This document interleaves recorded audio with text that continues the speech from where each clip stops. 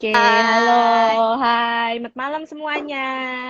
Oke, kita mau nyapa malam. audiens dulu ya. So, welcome to Instagram Live-nya The Piano Institute. Kita akan banyak sharing-sharing tentang music education. Dan privilege banget hari ini, debut kita yang pertama, kita boleh ngomong-ngomong sama music educator ternama dari Indonesia, yaitu Dr. Walah, Natania Karina. Halo, halo. Kak. Terima kasih semuanya yang sudah join. Gimana kabar Surabaya? Baik, baik, sehat-sehat. Kakak sehat-sehat juga ya di sana. Iya, Jakarta lumayan lah ya, cukup ini ya. Cuma udah mulai ramai juga sih. I see, I see. Oke. So, saya ingin perkenalkan Dr. Natania Karina. Beliau adalah pemegang gelar Doctor of Musical Arts dari Boston University. Beliau juga adalah Music Director Trinity Youth Symphony Orchestra dan juga sekarang menjabat sebagai Direktur Andante Music School. Beliau juga adalah founder dari Music Mind Indonesia ya. Jadi welcome Kak Natania dengan Iya, halo. panggilan Kak Nia ya. Iya, panggilnya Nia aja lebih gampang ya. Oke, so malam ini kita mau bincang-bincang tentang musik edukasi nih ya, Iya, karena Kak Natania udah berapa tahun nih berkecimpung di dunia musik edukasi? lumayan lama banget ya. Dari dulu sebenarnya SMA kelas 3 gitu sudah mulai ngajar. Jadi kalau dihitung dari mulai masa-masa jadi asisten guru piano itu kayak udah lama banget. Mungkin udah mau berapa 20 tahun lebih berarti ya. I see. Ya, lalu bersekolah di luar negeri ya Kak ya? Betul, kebetulan mendapat kesempatan untuk bisa berkuliah di luar. Jadi kesempatannya puji Tuhan cukup baik. Terus setelah selesai kembali ke Indonesia, terus memutuskan memang untuk berkecimpung di dunia pendidikan musik gitu. Oke, wow luar biasa. Oke, kita langsung aja ya ke beberapa Mm-mm. pertanyaan yang malam ini kita mau tanyakan ke Kak Nia. Siap, Oke, siap. siap. Mencakup apa aja sih musik edukasi yang kita harus ajarkan ke pemula? Kan banyak banget ya sekarang anak-anak kecil usia 3-4 tahun mereka Mm-mm. diajak mamanya di-encourage untuk memulai pembelajaran piano. Mencakup apa aja musik edukasinya itu, Kak? Ya, jadi sebetulnya kalau buat saya pribadi dan ini juga salah satu maksudnya apa ya visi ataupun pandangan yang saya juga berusaha selalu sampaikan ke orang tua murid, ke siswa saya juga bahwa sebetulnya the process of learning music is not for you to actually to play the instrument gitu loh. Karena kan Hmm. sebetulnya instrumen musik itu banyak, nggak cuma piano, bisa biola, bisa. Tapi yang perlu kita pelajari sebenarnya adalah how to build the love of playing music gitu. Karena namanya belajar musik pasti satu waktu tuh kita akan jenuh. Itu nggak bisa dipungkirin lah. Maksudnya I've Hmm. been there, guru-guru juga pasti yang sekarang sudah jadi guru pernah ngerasain, apalagi dulu pas masa-masa SMP, SMA, kok kayaknya godaan buat jalan-jalan ke mall nih lebih tinggi daripada latihan piano kan pastinya gitu. Tapi Hmm. kalau dari awal kita memang senang mencintai musik gitu, sebetulnya itu yang harus jadi modal dasar paling utamanya gitu. Jadi Hmm. sebetulnya kalau ditanya aspeknya apa, sebetulnya buat saya adalah the love of musicnya itu yang paling pertama harus diajarin gitu. Setelah itu memang Hmm. kita akhirnya jadi masuk ke instrumen gitu. Nah kalau sudah belajar Hmm. instrumen, tentunya harus belajar teorinya juga gitu. Nanti teori kan cabangnya banyak lagi tuh, bisa belajar Hmm. sejarahnya, belajar analisa, sama yang nggak boleh sering kita lupa, khususnya nih buat para pemain piano. Karena kan kalau ini pasti banyak pemain piano nih ya. Piano nih alat musik yang menurut saya individualis banget. Individualis tuh maksudnya Hmm. kita tuh bisa main lagu apa aja tanpa harus diiringin orang lain. Kalau kayak pemain biola tuh Hmm. masih butuh kita pianis buat Iringan. kadang-kadang Hmm. ngiringin Ya, gitu kan. Tapi kalau ya. pemain piano nih Hmm. nggak butuh gitu. Jadi uh, sense of togetherness-nya itu juga perlu diasah gitu. Jadi Hmm. harus banyak main ensemble, harus banyak main duet gitu. Tapi buat saya Oke. mungkin tiga Jadi tiga aspek itu kecintaannya ya. dulu ya Kak ya, yang Oh, perlu oh, dikembangkan dulu. Bukan betul, betul. pertama-tama tuh bukan kamu harus bermain ini, tools-nya Iya. ini, bukan seperti itu. Mm-mm, Tapi lebih mm-mm. ke kecintaan. Kenapa kok kita mengajak anak kita untuk belajar bermain Betul, piano, seperti itu ya Kak ya. betul, Oke, betul. lalu sering kali nih saya ditanya sama orang tua murid, seperti pertanyaan, anak saya ini berbakat apa enggak ya, seperti itu. Nah, Ya, apakah bakat itu memang naturally, halo? mm-mm. Ya, Ya, bisa terdengar dengar ya jelas. Kak ya. Ya, Ya, aman. Apakah bakat itu naturally dari lahir atau sesuatu yang bisa diasah siapapun mereka kayak gitu? Ya, jadi kalau saya sendiri sebetulnya percaya bahwa semua orang itu berhak mendapat pendidikan atau kesempatan yang sama gitu, karena memang namanya anak berbakat itu ada, itu kita nggak bisa pungkirin lah, maksudnya some kids are just more talented than others, tapi yang membedakan selalu adalah kesempatannya.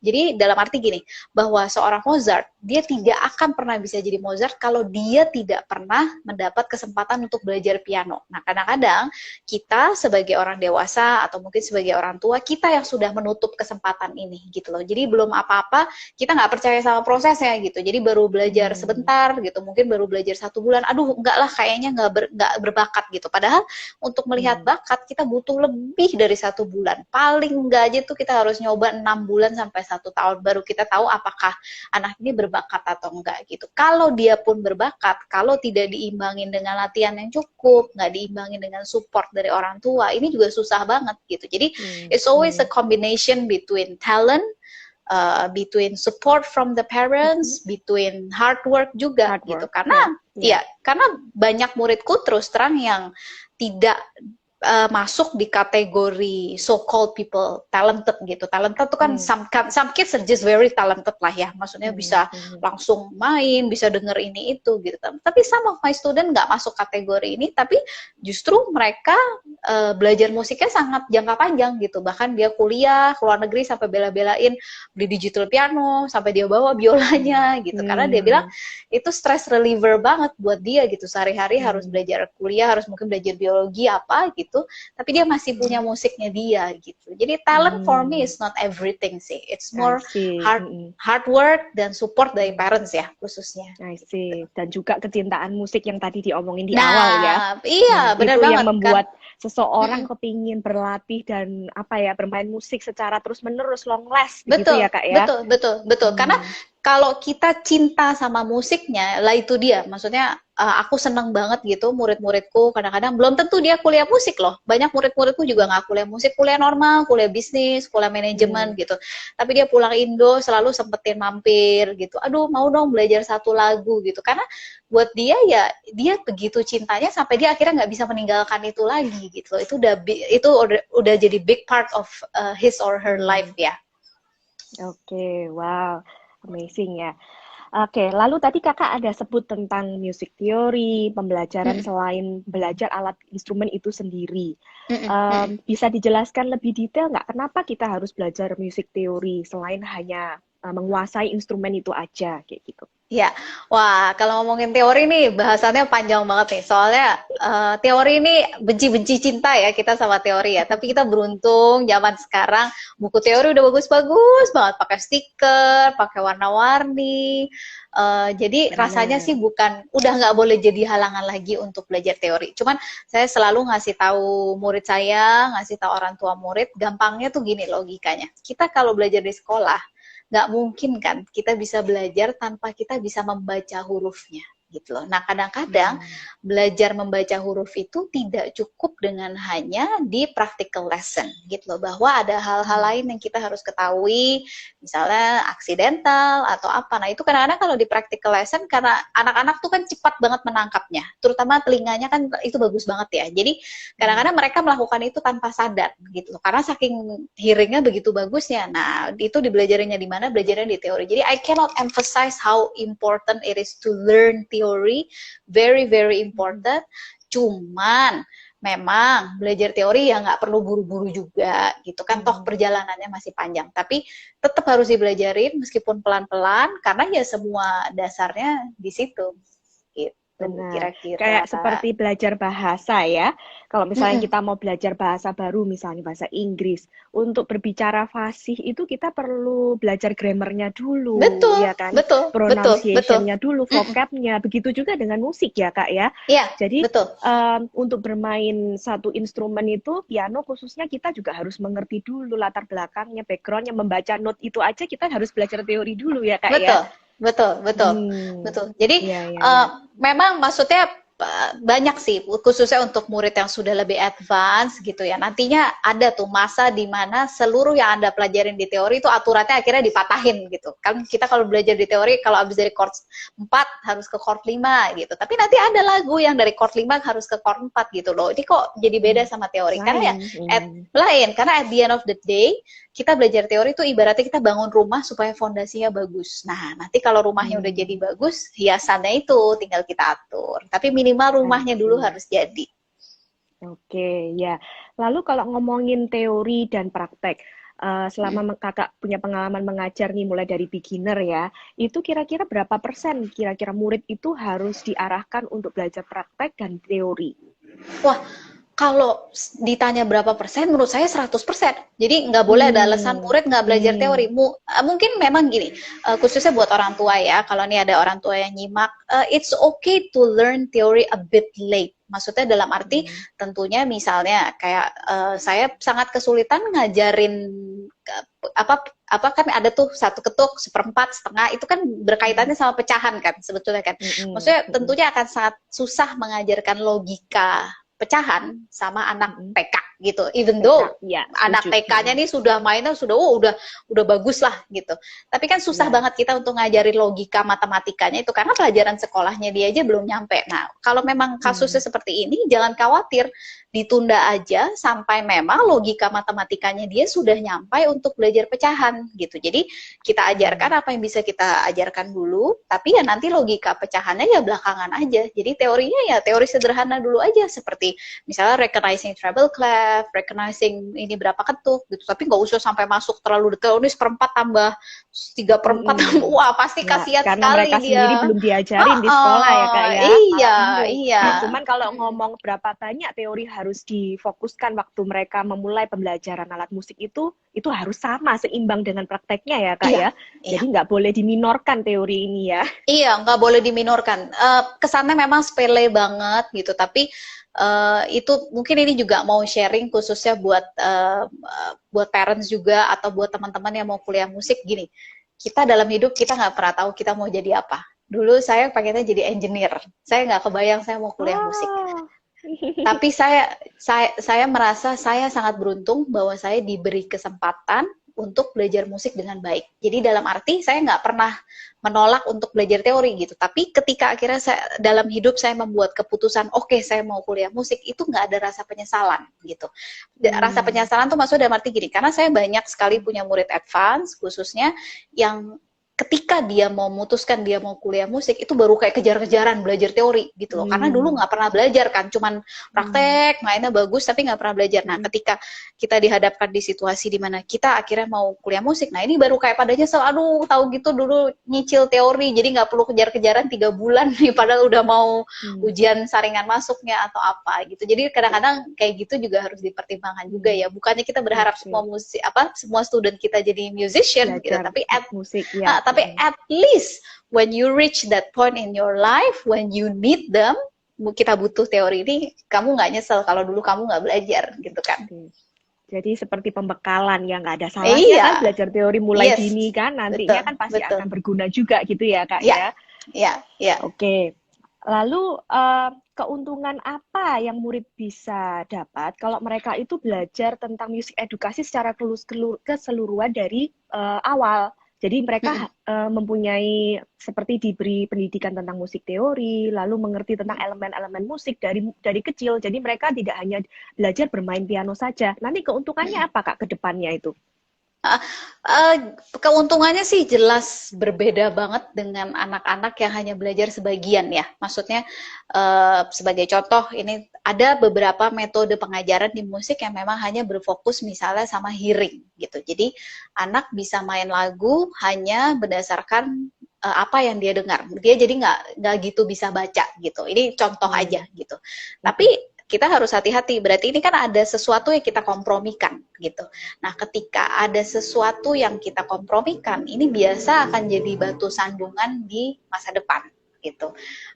Jadi biasa kalau anak yang terbiasa belajar lagu hanya dari hearing, ini kalau lagunya udah mulai susah, ini pasti udah mandek nih, karena dia pasti kan ngafalnya udah mulai susah gitu, nggak terlalu banyak yang dia bisa hafal.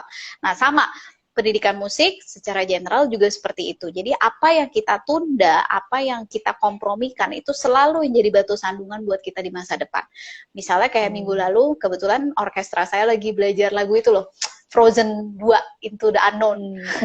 Itu kan lagunya compound time kan, dia 12/8. Waduh, itu belajar hitungan compoundnya susah banget gitu. Tapi untuk anak-anak yang sudah mengerti secara konsep compound time karena dia belajar itu di teori, itu jadi mudah banget gitu loh. Nah, jadi sebetulnya lebih ke arah sejauh mana sih kita mau mengkompromikan hal-hal ini gitu. Kalau saya sebagai guru, kebetulan saya memang belum berkeluarga, jadi belum ngerasain juga gimana, tapi saya cuma bisa menganjurkan untuk anak-anak, untuk guru, untuk orang tua, kalau bisa jangan dikompromikan, nih jangan dikompromikan, karena jadi kayak nggak lengkap kan, belajarnya jadi nggak utuh gitu. Nah, untuk sekarang mungkin nggak apa-apa, tapi ini satu hari sesuatu yang nggak utuh ini pasti akan jadi batu sandungan gitu. Gitu ya, oke Kak. Alright. Nah, sekarang kita mau bertanya ke arah teknik piano nih, ya.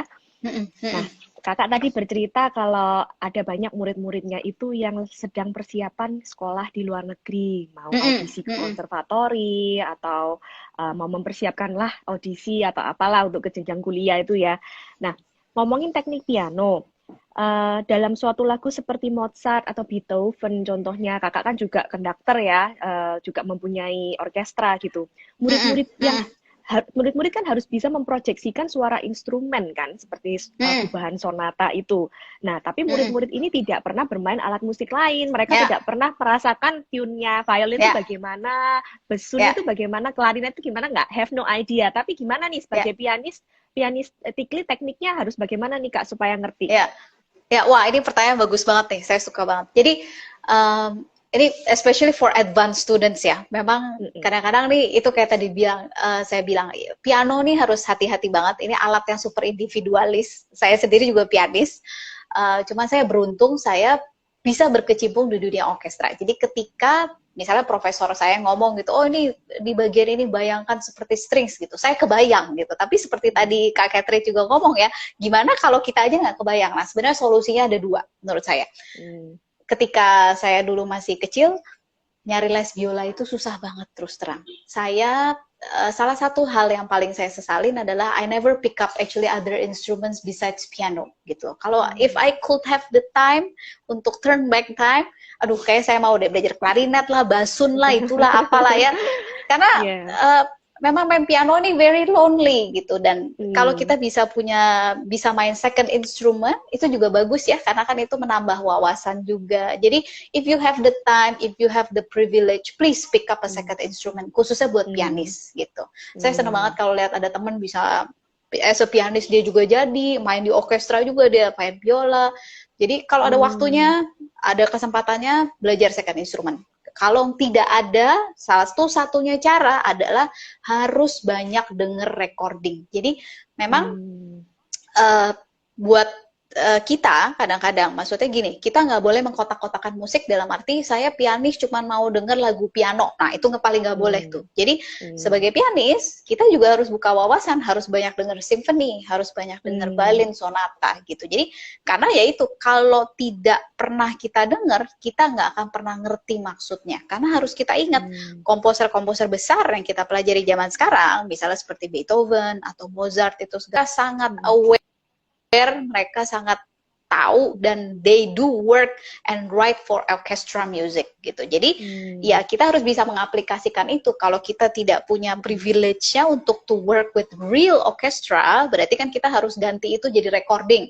Ya harus banyak nonton konser, harus banyak dengerin. Zaman sekarang apalagi udah gampang, di YouTube semua juga ada gitu. Tapi banyak-banyakin nonton konser. Sama ya itu, nggak boleh kotak-kotakin musik ya. Soalnya saya lihat kadang-kadang ya itu, pianis cuma mau denger lagu piano, cuma mau mainnya Chopin aja gitu. Tapi nggak mau denger symphony gitu. Nah itu harus mulai dirubah. Jadi gitu. Sebagai pianis kita juga harus sering-sering ya mendengarkan symphony kayak bahan yang lain selain piano works gitu ya Kak ya, supaya kita punya idea, oh ternyata suara orchestration tuh seperti ini kayak gitu. Dan waktu kita mengaplikasikannya di piano, kita punya gambaran dan bayangan, imajinasi yang seperti kita dengar gitu ya. Iya. Syukur-syukur kalau bisa ikut workshop gitu, misalnya kan zaman sekarang udah banyak tuh ya workshop orkestrasi atau apa gitu. Nah itu sama, kembali ke poin kedua, nggak boleh membatasi diri gitu. Berarti maksudnya bukan berarti karena kita pianis kita jadi nggak ikut workshop orkestrasi gitu. Ya tentunya kita nggak ikut workshop teknik biola ya maksudnya. Tapi kalau workshopnya tentang komposisi, tentang orkestrasi, tentang analisa, aduh kesempatannya udah banyak banget, itu harus banget diikutin. Oke Kak. Oke nih, saya lihat pertanyaan yang berikutnya ya.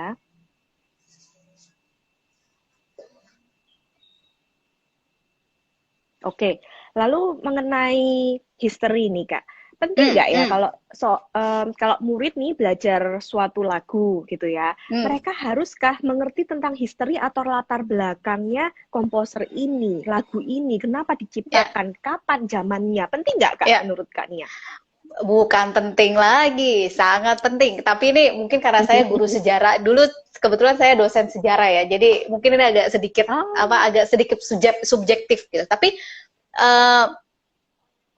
nggak dalam bermusik pun saya selalu bilang, maksudnya gini, as a person I can be what I am today because of my past, ya kan? Sama di musik juga begitu. Kalau kita mau mengerti apa yang Mozart tulis, apa yang Beethoven tulis, we need to learn, we need to understand the history.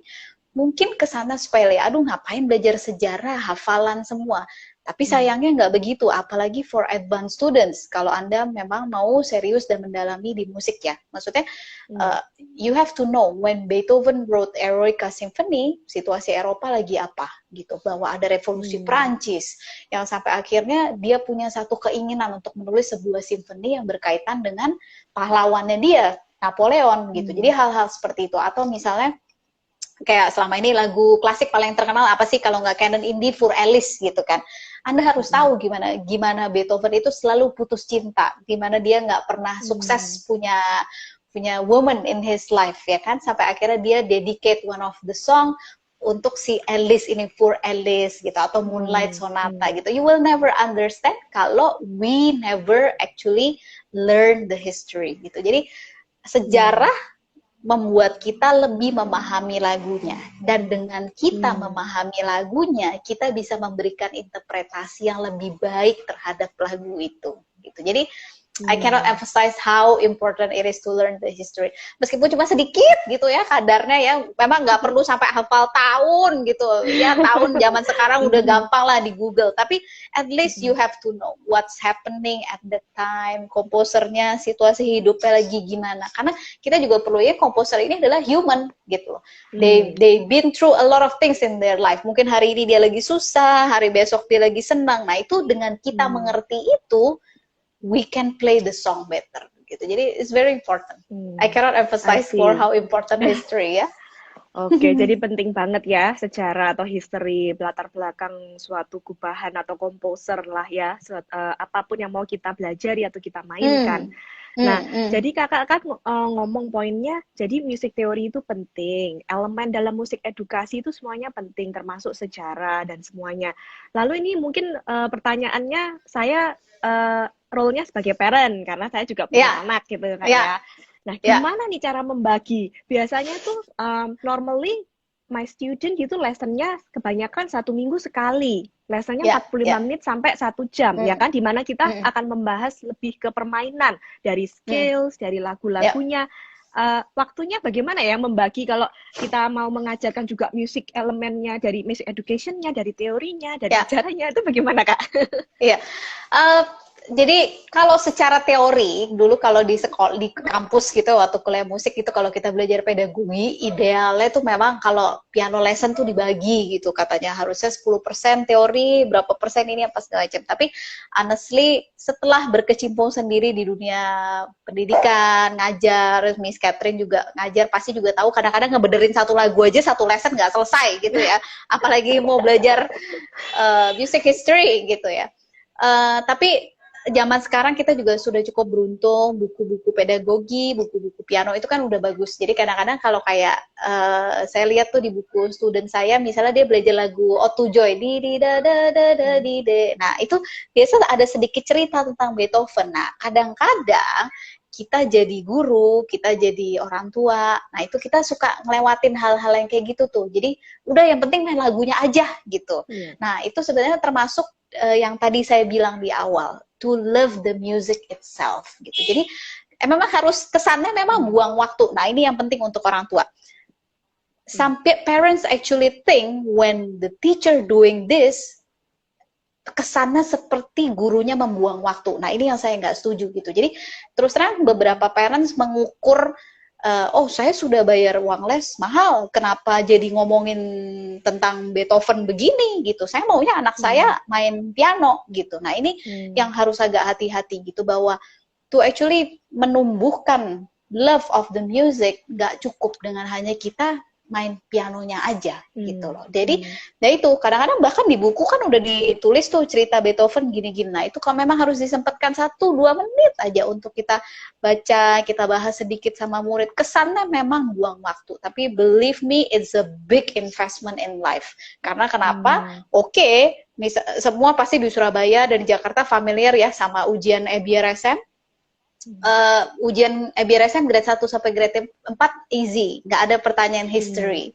Tiba-tiba grade 5 udah mulai ditanya kan, ini possible composernya siapa. Nah itu biasa begitu mulai di grade 5 baru mulai kejar-kejaran tuh. Wah belajar dan semua. Bisa dikatrol ya kak ya. Benar, baru mulai kejar-kejaran kan, belajar komposer ini itu. Nah itu biasa jadi belajar kebut-kebutan gitu. Jadi alangkah sangat baiknya memang kalau bisa kita sisihkan sedikit waktu dari 45 minutes itu, let's take 10 minutes lah, atau 5 minutes even to learn a bit of history. Memang kalau nanti sudah advance student, tentunya nggak bisa semudah kayak ngambil 5 minutes lah, karena sonatanya aja udah 30 menit sendiri gitu kan. Memang kalau sudah advance student, some of my advance student actually take more lessons sih. Jadi memang ada satu lesson khusus untuk practical, satu lesson teori khusus sendiri. untuk teori sendiri, satu lesson khusus untuk memang history gitu. Tapi for beginners, saya rasa bisa lah kita accommodate 5 minutes, kita ambil dari 45 minutes untuk sedikit belajar. Nggak perlu sampai ekstensif ngapalin lagu apa segala macam, tapi at least we know who is this guy loh. Dia nih nulis ini pas lagi apa sih, itu bisa kok kalau cuma 5 menit gitu. Oke, ya tiba-tiba saya teringat nih, saya pernah baca buku, artikel mengenai Richter ya, the famous pianist in 20th century, 21st century ya.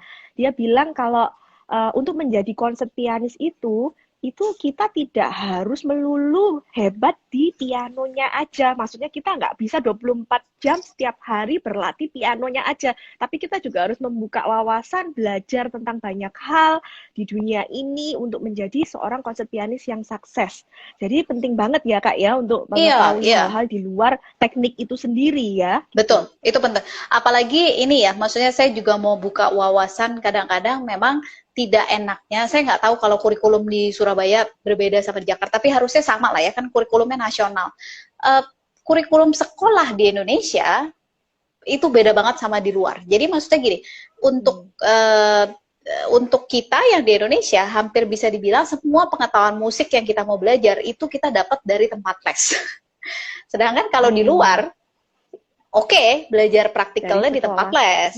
Tapi di sekolah, mereka belajar tentang Beethoven, mereka belajar tentang Mozart, itu ada di kurikulum seni musiknya mereka gitu. Tapi sayangnya memang di Indonesia ini nggak enaknya, mau dari sejarah, teori, praktek, ear training, semua harus belajar di tempat les. Jadi kayak udah hidupnya di tempat les piano kan sebetulnya kan gitu.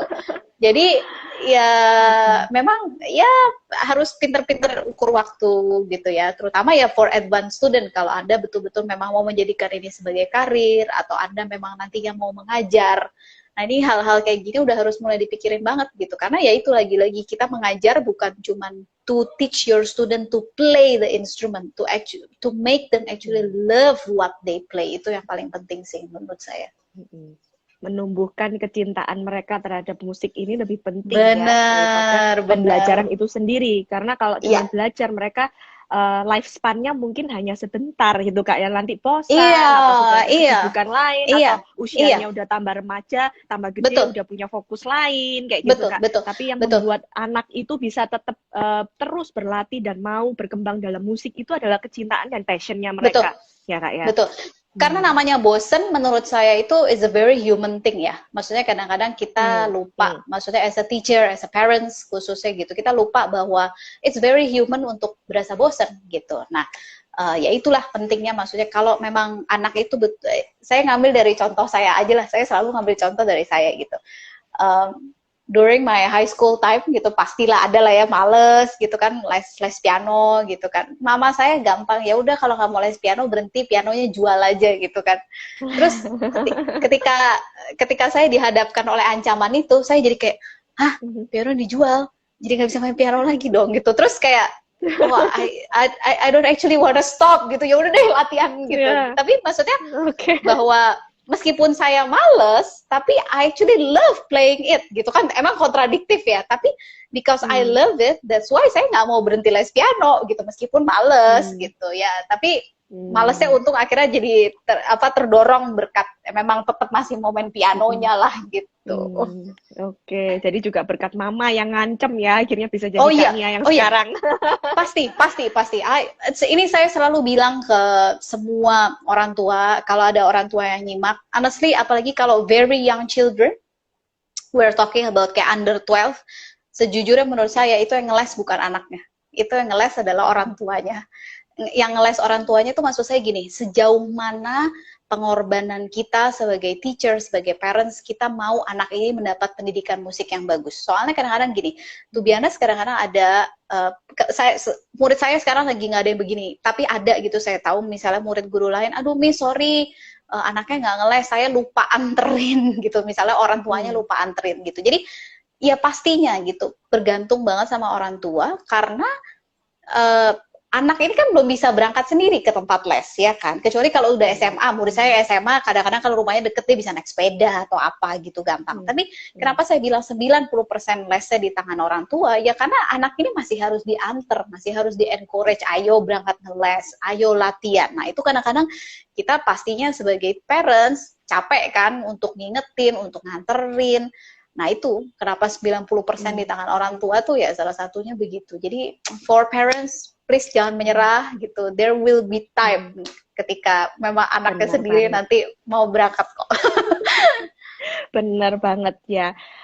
Saya juga tiba-tiba teringat sama pengalaman saya sendiri dalam mengajar anak saya. Dia umurnya 5,5 tahun sekarang. Anak mana sih yang nggak suka main iPad? Ya kan? Pasti semua zaman sekarang semuanya senang main iPad, entah itu mau nonton YouTube atau main game. Jadi saya kalau dengan berlatih piano, saya jadi ini nih sebagai reward. Rewardnya gampang banget, nggak perlu keluar uang, nggak perlu keluar tenaga. Hanya kalau kamu latihan piano 30 menit, nonton iPad-nya juga 30 menit gitu. Jadi boleh, bukannya nggak boleh, tapi kamu harus latihan piano dulu 30 menit. Kalau latihannya cuman kamu sebentar aja 10 menit, ya iPad-nya 10 menit gitu. Dan ternyata it works. Jadi anak saya selalu cek waktu, cek time ke saya. Udah latihan piano berapa lama nih? Mami, aku udah latihan piano berapa lama? Oh ya 20 menit, berarti iPad-nya 20 menit ya gitu. Dan itu proses bahwa ada reward, itu tuh proses yang sangat normal menurut saya gitu. Kemarin ada salah satu guru, dia kebetulan guru piano juga, tapi dia kebetulan ngeles biola di sekolah musik saya.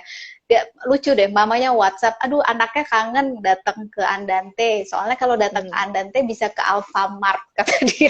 Soalnya kebetulan sekolahnya sebelahnya Alfamart. Memang kesannya sepele gitu ya, setiap ngeles harus disogok Alfamart gitu, tapi it works gitu. Jadi please don't feel guilty about it gitu, maksudnya we've been through all the process gitu maksudnya. Atau bahkan sebetulnya dari gurunya sendiri, kalau ini ada guru yang nonton, kita bisa nge-reward gitu. Kayak misalnya muridku sekarang semua rata-rata lagi tergila-gila sama BTS.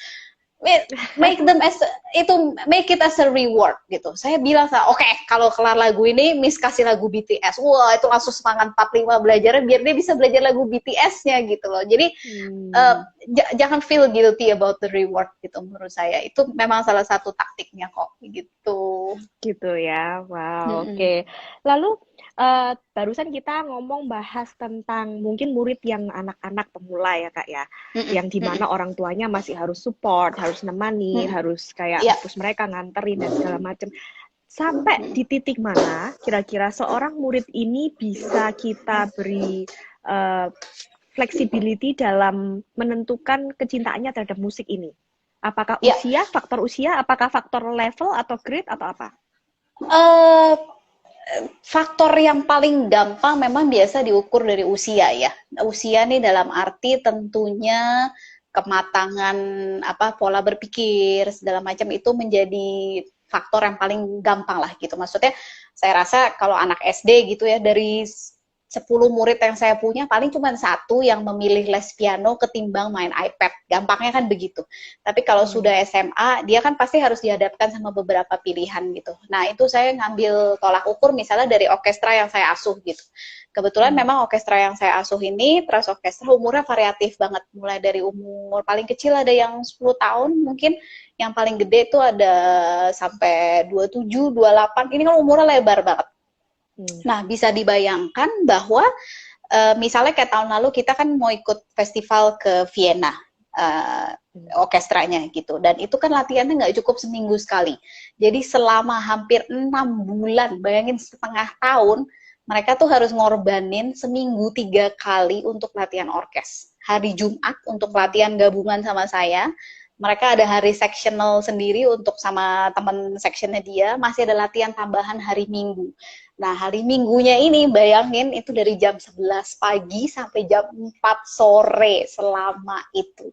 Nah, yang saya mau tekankan di sini itu maksudnya bahwa iya, butuh pengorbanan gitu loh. Nah, kalau tadi saya bilang umur, anehnya bahkan yang umur 10 tahun pun ketika dia ditawarin sama mamanya, ya udah deh, nggak apa-apa kalau kamu nggak ke Vienna, karena kan hari Minggunya kepotong banyak banget, berarti dia nggak bisa main sama temennya, nggak bisa nonton TV, demi latihan orkes ya kan. Tapi si anak 10 tahun ini, dia bisa dengan kesadaran sendiri, you know what mom, I wanna go to Vienna, I will go for the Sunday practice. 10 tahun, as young as 10 year old gitu. Jadi kadang-kadang mungkin patokannya juga bukan umur ya, tapi ya itu mungkin makanya kembali lagi ke circle awal, I truly feel if they really love what are they doing, mereka akan dengan senang hati kok ngorbanin semua TV show-nya, ngorbanin bahkan Sweet Seventeen teman-temannya. Aduh, itu kalau hari Jumat itu ya, kalau di Jakarta kan banyak tuh anak-anak Seventeen gitu kan. Kadang-kadang my student mereka sampai pamrih gitu, sampai pamer. You know, Ci, aku nggak datang ke Seventeen dan teman aku nih demi latihan orkes. Tapi dan it makes us very proud kan as a teacher kan, karena they specifically know what are they doing gitu loh. Maksudnya mereka rela nih berkorban, nggak pergi ke mall, nggak ke Seventeenan temennya demi dia mau latihan orkes gitu. Dan it's a great achievement. Dan makanya itu menurut saya juga kenapa belajar musik it's more about skills gitu. Nah, bahwa kalau hal-hal kayak gini itu yang bisa kita tanamkan gitu, moralnya, pengabdiannya, maksudnya work ethicnya. This is actually the lesson. Betul. Dan ini juga menurut saya kenapa you send your children to piano lesson. It's more than just playing piano. It's about dedication, about hard work, about making commitment. Hal-hal seperti itu justru ya. Gitu. Benar, ada value-value yang didapat dari belajar piano ya, bukan hanya bermain musik itu sendiri, tapi juga value-value itu ya Kak ya. Luar biasa Kak. Ini mohon maaf kalau saya agak aneh soalnya sambil nyari colokan. Dah berhasil. Oke, nggak apa-apa, jangan sampai mati aja HP-nya. Oke Kak, lanjut ya, kita ke pertanyaan topik berikutnya. Ini seru sih karena banyak banget yang interest tentang topik ini, yaitu tentang competition. Oke. Nah, sekarang banyak banget diadakan kompetisi piano di mana-mana, entah itu lokal, nasional, atau internasional ya. Jadi pertanyaannya, seberapa sering dan penting sih murid itu harus di-encourage untuk mengikuti kompetisi? Oke. Ini topik yang menarik banget. Kita aja mungkin bisa bikin satu sesi khusus ngomongin ini ya. Tapi kalau harus dijawab secara kompresnya, saya pribadi bukan guru yang anti kompetisi, tapi juga harus hati-hati karena kompetisi ini juga bisa tidak positif manfaatnya kalau kita juga tidak bisa menempatkan dengan betul apa pentingnya ikut kompetisi gitu. Kebetulan waktu saya masih jadi student, I go for competition, a lot of them gitu. Mungkin kalau diukur setahun 3, 4 kali itu ada gitu. Nah, yang harus hati-hati menurut saya adalah ketika competition ini sudah menjadi satu parents ambition. Ini harus hati-hati banget karena I've seen a lot of my friends yang dulu di kompetisi sangat berjaya gitu, ibarat kayak sekarang nggak jadi apa-apa.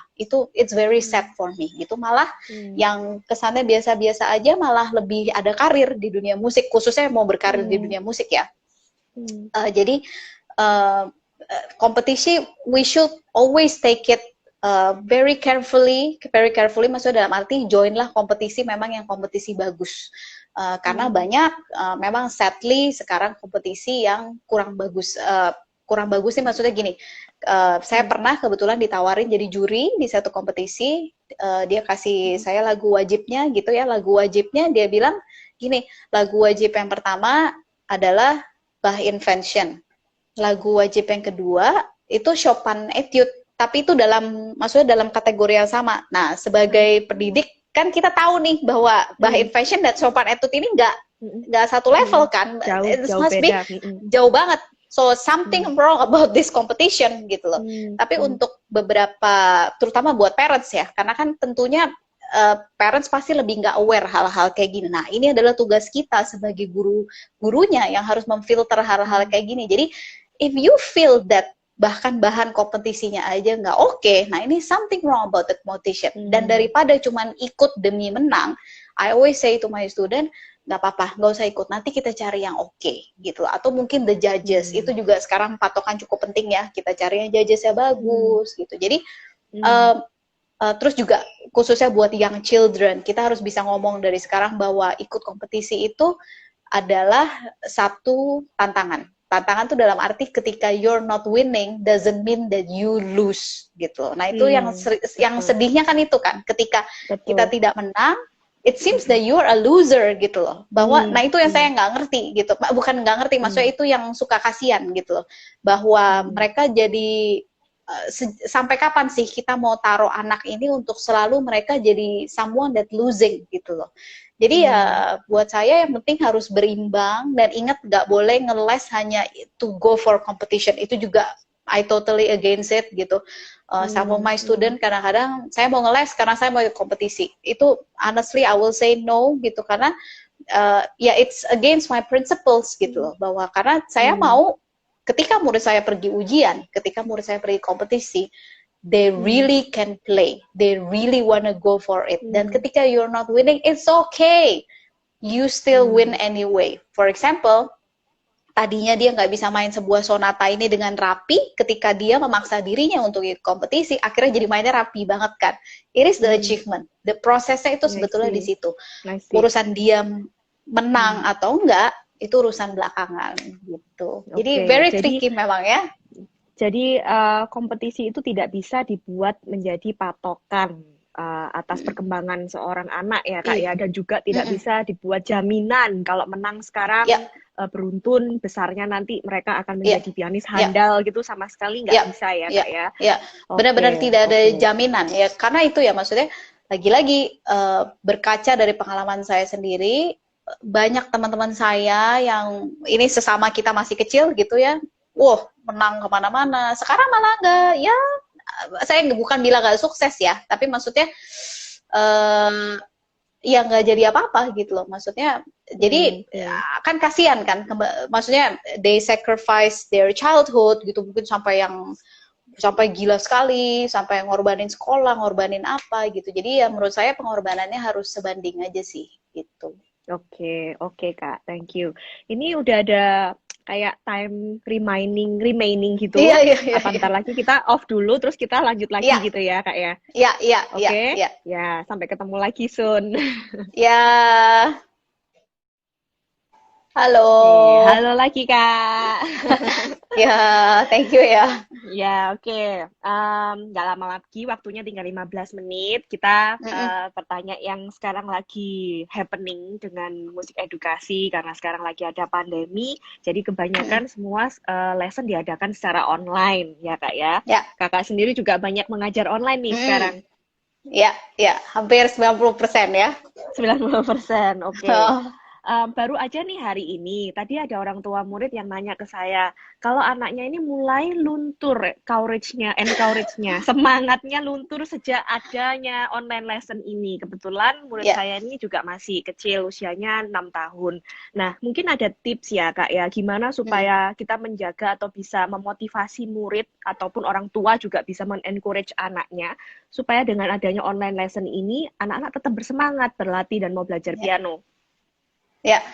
Eh, ini masalah yang apa ya? Saya rasa bukan cuman Kak Catherine yang ngalamin, pasti ya kita semua guru piano di seluruh dunia ini lagi ngalamin masalah yang sama. Saya juga kalau baca-baca forum atau apa gitu, semua juga lagi apa ya?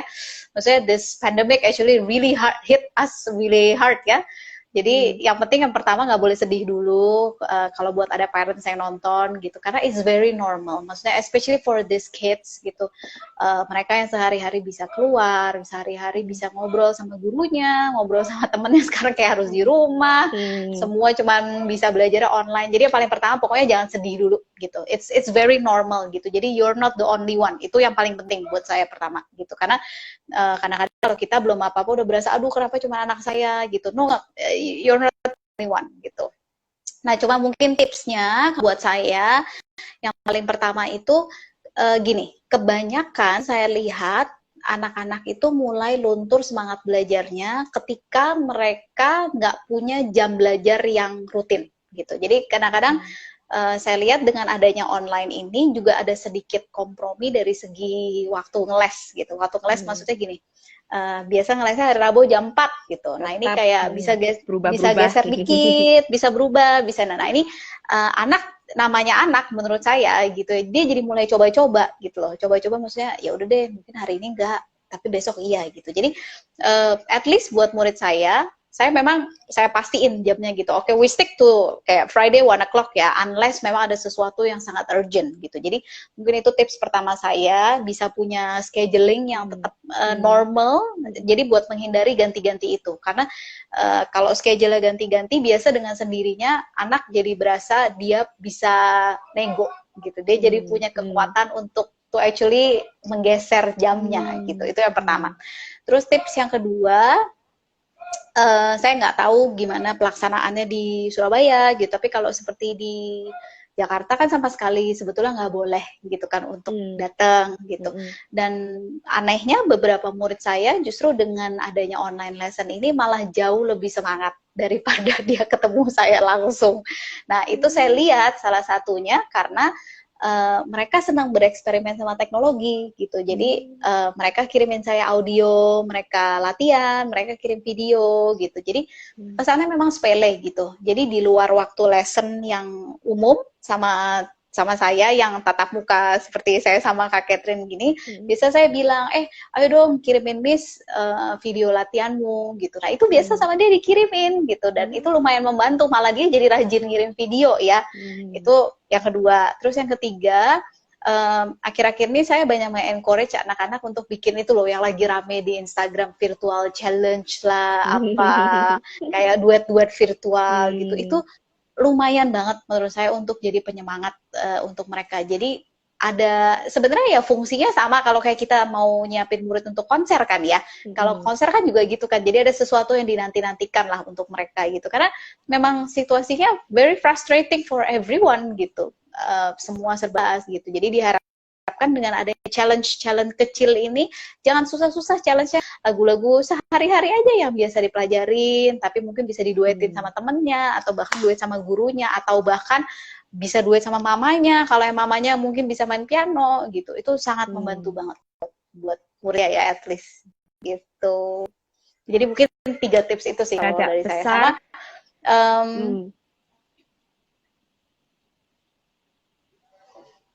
Halo? Sorry Miss Cat, sekali lagi Miss Catherine tadi kayak agak keputus. Ya, agak putus-putus koneksinya. Oke. Itu mungkin untuk murid-murid yang udah besar, mereka pasti suka lah ya, karena gadget itu mereka udah familiar banget. Tapi kalau untuk anak-anak yang masih TK, masih umur sekitar 5-6 tahun, menurut kakak perlu nggak orang tuanya itu benar-benar menemani mereka duduk bersama dengan mereka waktu lesson itu, online lesson itu berjalan? Gimana menurut kakaknya? Menurut saya pribadi, terus terang, bahkan ini juga kami jadikan semacam aturan di sekolah musik saya gitu. Menurut saya untuk adik-adik atau siswa yang usianya masih di bawah 12 tahun, agak sedikit mustahil buat mereka, apalagi yang masih TK ya, untuk bisa jalanin online lesson sendiri. Ini menurut saya hampir nggak mungkin gitu. Kalau yang mungkin kayak udah 8, 9 tahun, 7 tuh mungkin masih oke sih menurut saya gitu. Tapi untuk yang TK, it's very impossible. Jadi mungkin kalau ada parents yang nonton, bersabarlah, karena ini pandemik nggak selamanya gitu. But please sabar, temenin anak-anaknya untuk belajar, karena nggak mungkin mereka melakukan ini sendiri. Gampangnya gini, kalau murid saya yang dewasa, saya tinggal bilang, sorry, bar 4 kamu not kedua salah, itu harusnya re, kamu mainnya mi, tolong betulin. Segampang itu. Mereka bisa bener, oh iya bar 4 dia bisa ngitung sendiri, bisa benerin sendiri. Untuk anak yang TK, gurunya ngomong, kadang-kadang aja dia ngitung barnya aja bisa salah kan, 1, 2, dia bingung. Nah, pasti orang, dan itu nggak mungkin gitu. Jadi harus orang tua yang temenin. I know, apalagi for working parents, pasti susah banget atur waktunya, harus temenin anak belajar, harus kerja. Kalau memang ternyata jam ngelesnya di waktu Anda masih harus kerja, cobalah negosiasi sama gurunya, Miss, boleh nggak anaknya ngeles agak sore, karena saya pagi harus kerja dulu gitu. Beberapa murid saya ngomong, parentsnya seperti itu, karena supaya mereka bisa temenin, atau bahkan kadang-kadang, Miss, sorry, boleh nggak ngelesnya 4, karena handphone saya di rumah yang bisa dipakai video call cuma 1, jadi harus gantian gitu kan.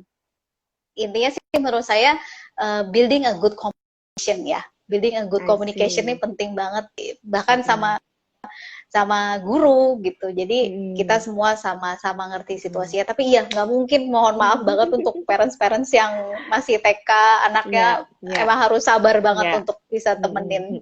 Jadi harus ya ditemenin mau nggak mau, khusus untuk online lesson ini ya. Kita berharap semoga keadaannya membaik, semuanya bisa kembali seperti semula, dan orang tua tidak perlu menemani itu. Iya, ya ini nggak selamanya kok, nggak selamanya, tenang gitu.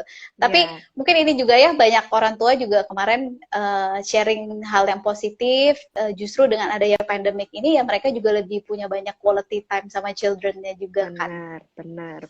Jadi ini kesempatan emas juga ya, di mana orang tua bisa duduk langsung mensupport. Dan saya juga ada pengalaman di mana murid saya yang masih kecil, 4-5 tahun itu ditemani orang tuanya full selama lessonnya. Dan yang luar biasanya lagi, mamanya juga jadi ikutan belajar piano kan? Iya,